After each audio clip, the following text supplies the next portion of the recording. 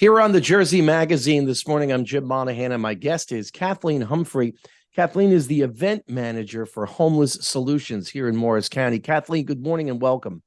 Hi, thank you very much. Kathleen, tell our listeners about the organization. Well, Homeless Solutions started 40 years ago, actually. We're getting ready to do our big 40th anniversary gala next year. Since then, we've been really active within Morris County. We currently have a whole transitional housing program. We have a 65-bed shelter out on Hanover Avenue. We also have a home with 22 beds on Mount Campbell Avenue for women over 65. And we also own quite a few properties that have been renovated homes that are now apartments for the underprivileged. Well. You know, here in Morris County, I think sometimes we get a little spoiled. I was looking up, there are more than 3,100 counties in the United States, and in the top 15 wealthiest counties, and they're right next to each other, there are three New Jersey counties: Hunterdon, Morris, and Somerset, and all three of those are right here in the WDHA listening area. And I think sometimes we think, oh, well, that's a problem in Patterson, that's a problem in Newark, that's a problem in Irvington. It's not a problem here, and yet it is a problem here right in our own backyard. Yes. Actually, as I think I had mentioned to you previous, we just got some recent numbers in last week, just with regards to our shelter and the different people on the wait list for our shelter.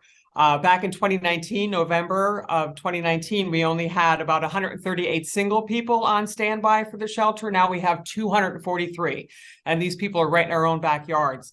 Families, back in 2019, 38 families were on standby, and now we have 90 families on the wait list. And all these people are shopping at the same stores, only obviously getting a much smaller amount of things that we all are. We don't even realize it. Honestly, it's a really sad state of affairs, and that's why we're trying to help as many people as we can. The increase in those numbers, how much of that do you think is due to COVID? I would have to guess low 70s, 75, 80%. Most likely, because I think we all know people, if they weren't affected medically with COVID, they were obviously affected financially and physically. And some people, did have to give up their homes and downgrade. Even at the upper echelon of people that you may think are around in Morris County, I know a lot of people actually used to have second homes, vacation homes and stuff, and now they're down to one. In some cases, they sold their more expensive property and can only afford to live, in the smaller vacation home. It's just everybody's hurting at this point.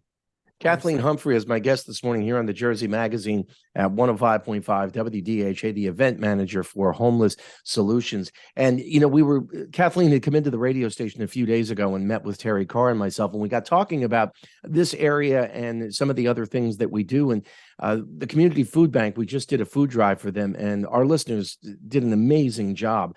But again, you don't realize the number of people in this area. And again, we're in the top 15 in the United States, not just in the state of New Jersey, but in the entire country.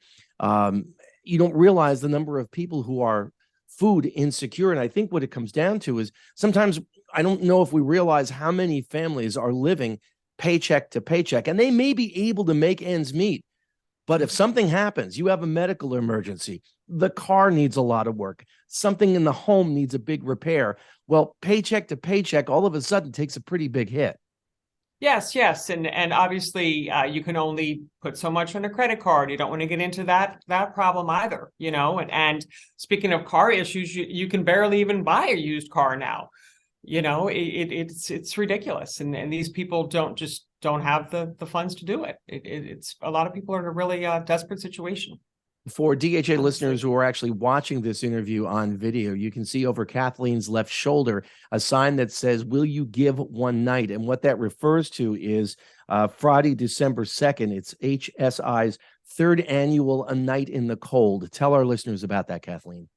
We're really excited about it. It was something that actually was started back during COVID, and it's a really meaningful event. It's gotten larger every year. This year, what it really entails is literally volunteering to give your time and to actually sleep out in the cold, so you understand what it's like to not have a roof over your head. We have a lot of families that do it because parents think it's a great lesson for younger kids. We have Morristown High School. We have a couple of teams from there participating in it. We're currently up at about 106 people signed up for it. We're hoping to get up to over 200 people.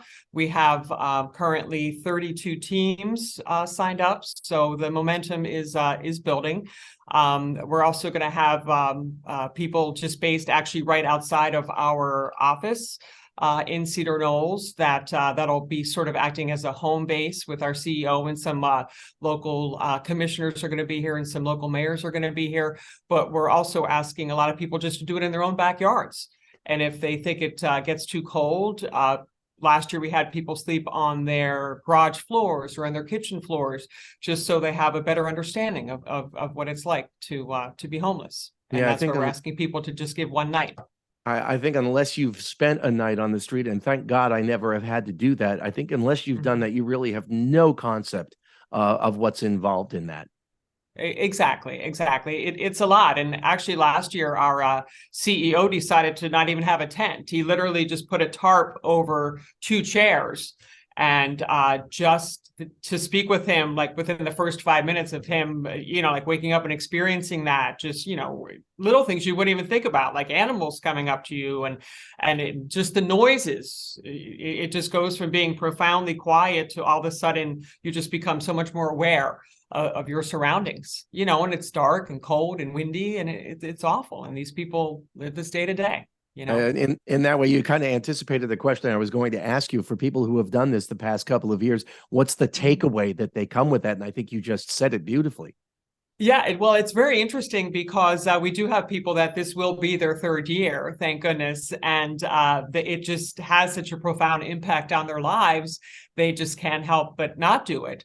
We even have people that were, had travel arrangements on their schedule and they're hoping to do it outside of their hotels, just something different, just because they get so much out of it. And they also, once again, think it's such an important lesson for the younger kids out there to understand. And how do you go about raising money through this? There are different ways. There's obviously we have a website, and that would just be www.homelesssolutions.org. And you'll see a sign there, like a pull down menu that says events, and that'll take you right to A Night in the Cold. We are still accepting some donations, obviously, as well as welcoming people to come forward with teams.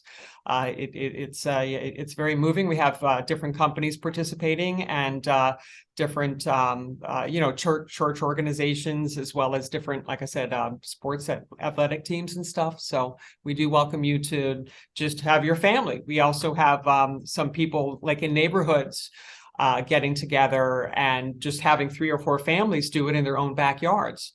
So that way they have a sense of community while they're doing something positive for everybody else.